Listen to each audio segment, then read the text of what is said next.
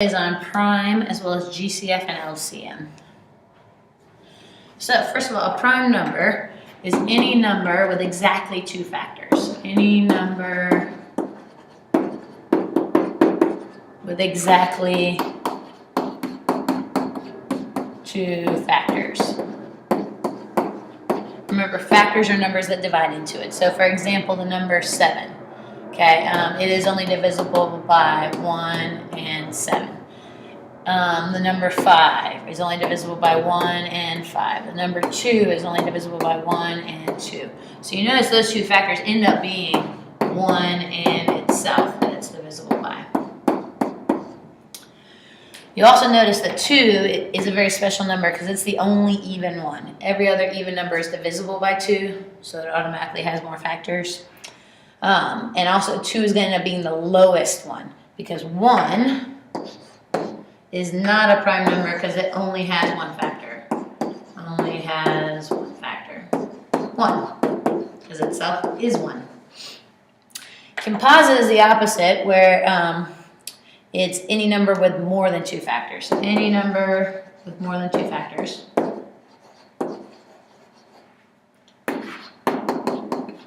So like I said, any even number is automatically going to have more than two factors because it's divisible by 2 as well. So for example, the number 4. It's divisible by 1 in itself, but it's also divisible by 2. The number 6 is divisible by 1 in itself, but it's also divisible by 2 and 3. So those are all composite numbers. So let's practice. You're going to go ahead and pause it here and write down these numbers and write down whether they're prime or composite. Remember to use your divisibility rules to help you. Then hit play to check your answers. All right, our first one, 9. That's composite. It's divisible by 1 and 9, but it's also divisible by 3. 85, also composite. Other than 1 in itself, the really obvious one it's divisible by is 5. You don't have to list all the factors. All you have to do is think of at least one that's not 1 in itself. And you know it's composite. 13 is our first prime number. It is only divisible by 1 and 13. No other numbers go into it. 183 is composite.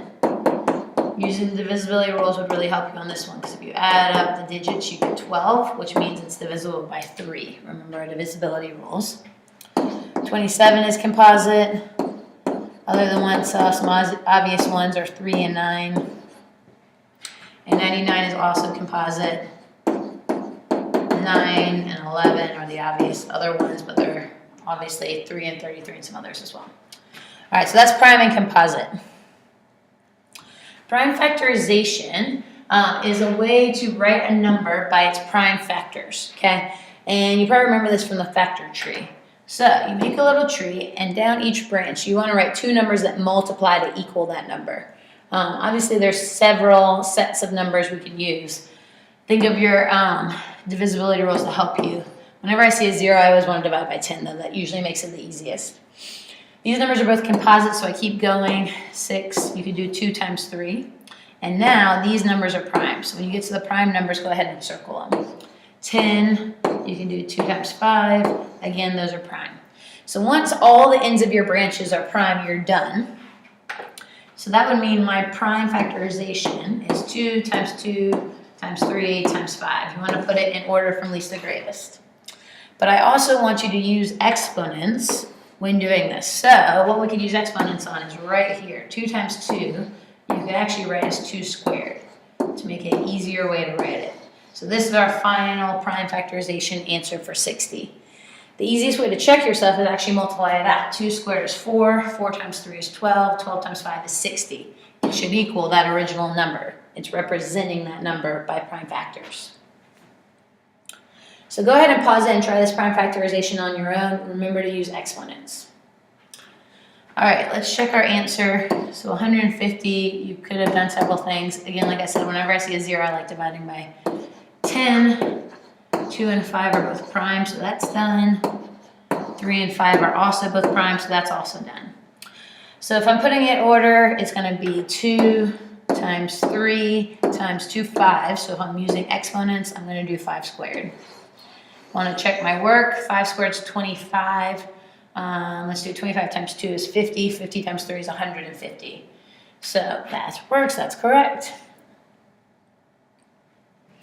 All right, GCF and LCM. So GCF, greatest common factor. Both of these are talking about when you're comparing two or more numbers. So both of these are comparing two or more numbers, okay? You can't have a GCF of just one number. That doesn't make sense, right? You're the greatest common factor, so they have to share something. So greatest common factor means it's going to be the biggest factor for both. Okay, so the biggest number they're both divisible by. Remember, factor means divisible by.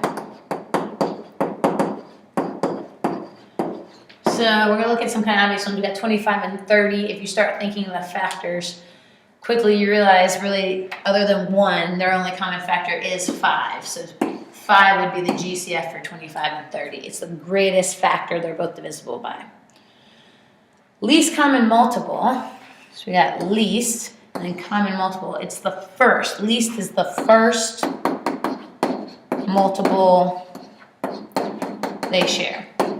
Because remember, multiples go on forever because it's just multiplying. So if I'm doing multiples of 10, you got 10, 20, 30, 40, 50, 60, 70, 80, 90, 100. It goes on forever, okay? So you want the very first one. You can't have a greatest common multiple because there is no end to the multiple, so you can't have a greatest one. So the first multiple they share, so if I'm thinking about 8 and 10, jumps out pretty quickly. The first common multiple they have is 40. So 8 times 5 is 40, 10 times 4 is 40. So 40 would be their LCM, the first multiple you get to that they share. They obviously have other multiples before that, but the first one they share is 40. So that's pretty easy when the numbers are low like that, when you can just kind of think out what their factors and multiples are mentally. But as soon as the numbers start getting bigger, that's a little tougher. So I'm going to show you a method. You might still be able to figure out the GCF and LCM of these numbers in your head, but I'm going to show you the method. So the ladder method, make a little ladder like this.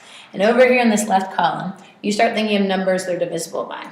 Okay, if you notice that they're just even, you can go ahead and just do even numbers, 2. And then below each 24 and 36, you're going to write what you get when you divide them by 2. And again, you have to think, okay, what are 12 and 18 divisible by? Again, I'm going to do 2. And then 6 and 9, they're divisible by 3. And then at this point, 2 and 3 are relatively prime. That means they're only divisible by 1. That's their only common factor. So I'm done. So as soon as the numbers at the bottom are relatively prime, you're done. So the GCF is right in this column over here. All you have to do is take the numbers in that column and multiply them together. 2 times 2 is 4, times 3 is 12. So my GCF is 12. The LCM, you make an L with the left column and the bottom row, and again, you multiply everything together that's in there. So I already know this first bit is 12, 12 times 2 is 24, 24 times 3 is 72. So my LCM for those numbers is 72. So the nice thing about this method is you didn't necessarily have to do 2, 2, and 3. If you'd seen 12 right off the bat, that's fine. You could have had your ladder look like this and realize, hey, look, I'm done. Okay, so there's my GCF right there, and my LCM, you're multiplying 12 times 2 times 3, you're still going to get 72. So that's the ladder method. So let's try it out. Let's go ahead and pause the video and then hit play when you're done, and we'll check your answer. All right, so GCF, LCM are 40 and 88. So you might try to just jump straight to an answer. So you notice they're both divisible by 8. It helps if you can think of the biggest number you can. And then look, that happens to be it. I was right this time. My GCF is 8. Because 5 and 11 are relatively prime. Their only common factor is 1. So I'm done. And my LCM, I'm going to do 8 times 5 is 40. 40 times 11 is 440. So my GCF is 8, my LCM is 440. All right, try this one. These numbers are a little tougher. Take your time, pause it, and then hit play to check your answers. All All right, so you may go about this in a different way than I do. When the numbers are bigger, I usually just start trying to break them down. So I'm gonna just divide by 2. You wanna make sure you divide carefully. Do your long division out on the side if you need to, because if you mess it up, your answer's gonna be wrong. All right, when I get to this point, they're not even anymore, but I noticed that they're both divisible by 3 because I use my divisibility rules. Ends up being 28, ends up being 21. This, it starts getting a little trickier. One number to always be careful to make sure to check is 7, because since there is no divisibility rule, sometimes we don't think about it, but it is still a number that can divide into it. So 4 and 3 are relatively prime. So GCF is 2 times 2, 4 times 3 is 12, 12 times 7 is 84. And my LCM, we got 84 times 4 times 3, basically 84 times 12. I end up getting 1008. So that's my GCF and that's my LCM. So GCF and LCM come up in word problems a fair bit. It says there are 210 7th graders, 196 6th graders. The school wants all classes to be the exact same size, so that means we're dividing them into equal sizes. What is the greatest number of students that could be in a class? So that greatest is tipping me off, I'm doing GCF. Okay, so GCF, tip off by the greatest when I'm comparing 2 numbers and I'm dividing them, factors. So I start thinking numbers, they're both even, so I'm gonna go ahead and divide them by 2. Then you get here, and it's not very obvious what you can divide it by, but think about it. Would it make sense that the greatest class sizes you could have is 2? That seems like kind of a dumb word problem. So I would keep looking. If you look a little harder, remember the number I told you to look out for. That's 7. And 7 is sneaky. These numbers are both divisible by 7. Okay, and we get 15 and 14. Those are relatively prime, so I'm done. So now this makes a little more sense. My GCF would be 14, right? 2 times 7 is 14. So it would be 14 students per class. So always think about 7. 7's a sneaky little one there. It can sneak up on you. All right, so go ahead and read this word problem, pause it and try it on your own, and then hit play to check your answer. All right, so the granola bar producer is putting in a coupon for a free bar every 80th bar, and then another free coupon for 2 free bars every 180th bar. How often does the producer put both coupons in a single bar? So it's putting it in every 80th, 160th, 240th, etc. This is multiples, right? We're multiplying it out, how often it happens. And we want to know the next time it's going to happen, so the first time it's going to happen for both of them. So that's LCM problem that we're doing. So LCM 80, 180.